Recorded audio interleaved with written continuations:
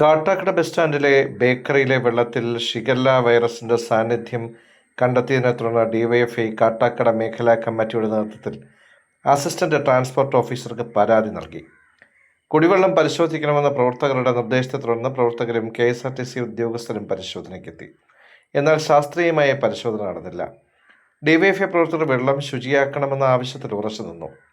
2 ദിവസത്തിനുള്ളിൽ തന്നെ ടാങ്കുകൾ ശുചിയാക്കാമെന്നും കൃത്യമായി ക്ലീനിംഗ് ഉറപ്പുവരുത്തുമെന്നും അധികൃതർ ഉറപ്പ് നൽകി. ഇതോടെയാണ് പ്രതിഷേധം അവസാനിച്ചത്. കഴിഞ്ഞ 2 ദിവസങ്ങൾക്ക് മുന്നേ കാട്ടാക്കട ബസ് സ്റ്റാൻഡ് പരിസരത്തുള്ള ഒരു ബേക്കറിയിൽ നിന്ന് ഷിഗല്ല എന്ന് പറയുന്ന മാരക രോഗത്തിന്റെ ഒരു അണുബാധ ഒരു ബേക്കറിയിൽ നിന്ന് കണ്ടെത്തുന്ന സ്ഥിതി നമ്മളെല്ലാം ആരോഗ്യ പ്രവർത്തകരും നവമാധ്യമങ്ങളിലൂടെയും വിവിധ വഴി ഈ നാടറിഞ്ഞതാണ്. ആയിരക്കണക്കിന് ജനങ്ങൾ നിത്യാവശ്യങ്ങൾക്കായി ജോലിയും മറ്റിതര ആവശ്യങ്ങൾക്കുമായി പോയി വരുന്ന ഒരു പ്രധാനപ്പെട്ട കേന്ദ്രമാണ് കാട്ടാക്കട ബസ് സ്റ്റാൻഡ്. ആ ബസ് സ്റ്റാൻഡിൽ ഇത്തരത്തിൽ വലിയൊരു അണുബാധ കണ്ടെത്തിയത് വളരെ ആശങ്ക താഴോട്ടുള്ള എല്ലാ ജനങ്ങൾക്കും ഉണ്ടാക്കുന്നതാണ്.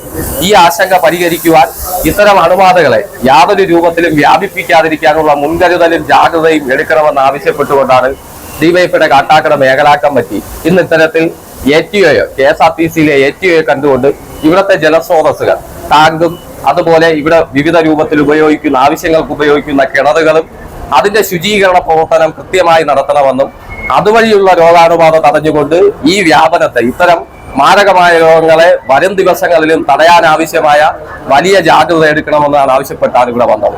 ഇവിടെ വരുമ്പോൾ 2-3 ടാങ്കുകളും അതുപോലെ ചില കിണറുകളും വലിയ രൂപത്തിലുള്ള മലിനമായി കിടക്കുന്ന ഏകദേശം വർഷങ്ങളോളം ആ രൂപത്തിൽ ക്ലീൻ ആക്കാത്ത രൂപത്തിലുള്ള മലിനമായ ജലമാണ് കാണാൻ സാധിച്ചത്.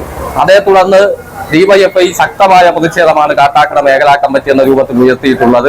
അതിന്റെ ഭാഗമായി ATOയെ കാണുകയും ഈ വെള്ളം ഉടനടി തന്നെ എത്രയും വേഗം ഈ വെള്ളം ശുചീകരണ പ്രവർത്തനം നടത്താം എന്ന് ഉറപ്പു തന്നതിന്റെ ഭാഗമായിട്ടാണ് ഡിവൈഎഫ്ഐ ഈ പ്രതിഷേധം ഇവിടെ അവസാനിപ്പിക്കാൻ വേണ്ടി തീരുമാനിച്ചത്.